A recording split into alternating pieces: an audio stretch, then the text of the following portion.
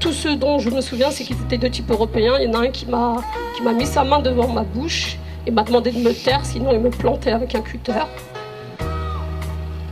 J'ai vraiment été surprise par la violence qu'ils ont pu avoir à mon égard. J'arrive toujours pas à comprendre comment on peut avoir autant de haine. Racisme décomplexé, agressions multiples de femmes voilées, violences policières, désengagement de l'État, silence médiatique. Il est temps d'inverser le rapport de force par la rue. Il s'agit d'imposer par le bas un climat antiraciste qui amènera les fascistes de ce pays à raser les murs, et parce qu'aujourd'hui l'islamophobie est devenue un racisme légitime, communément partagé, c'est précisément sur cette question que doit se dessiner la nouvelle ligne de front.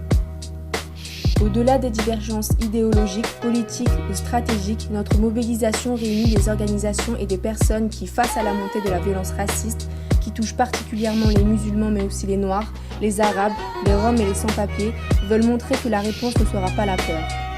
En effet, il y a des gens dans ce pays qui ne se laisseront pas intimider et qui ne resteront pas passifs face à la diffusion abjecte d'un climat fasciste qui laisse le champ libre aux adorateurs de la puissance de la race.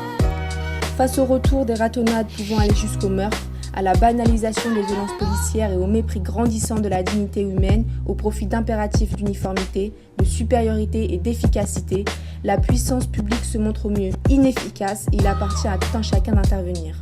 Nous devons rappeler au monde que les groupes d'extrême droite ne doivent pas se sentir à l'aise dans nos rues, qu'ils incarnent le niveau primaire de l'instinct de domination, qu'ils représentent à ce titre une insulte à la dignité humaine et que ce sont eux les intrus. En effet, cet appel à travers la participation à un iftar antifasciste comme prémisse à une mobilisation plus pérenne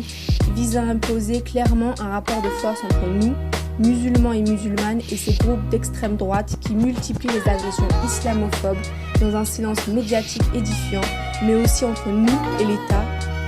ainsi que les partis politiques de l'extrême gauche à l'extrême droite qui partagent communément un rejet des musulmans et qui portent en dernière instance la responsabilité de cette montée du climat islamophobe en banalisant l'islamophobie et en écartant d'un revers de main sa réalité effective. Aujourd'hui, les musulmans sont la cible des formations les plus fascistes de ce pays et en tant que musulmans et musulmanes, nous devons réagir et porter ensemble avec tous ceux qui comprendront l'importance stratégique de cette lutte, le rejet du climat raciste et xénophobe qui pollue sévèrement ce pays et au-delà. Ensemble, montrons que nos rues n'appartiennent pas aux fascistes et que nous ne les laisserons pas y installer un climat de peur. Nos rues seront les rues du partage, de l'entraide, de l'hospitalité et du respect. Ainsi, nous invitons toutes celles et ceux qui se sentent concernés par cette lutte à participer à cet événement qui aura lieu le samedi 27 juillet 2013 au Parvis de Montparnasse et de faire de cet iftar antifasciste un moment de solidarité et de partage. Pour moi, l'enquête n'a jamais abouti, j'ai pas eu de suite, mais alhamdoulilah, je continue le combat pour les sœurs qui se sont fait récemment agresser et pour le futur, Inch'Allah, pour nos enfants, nos petits-enfants, Inch'Allah.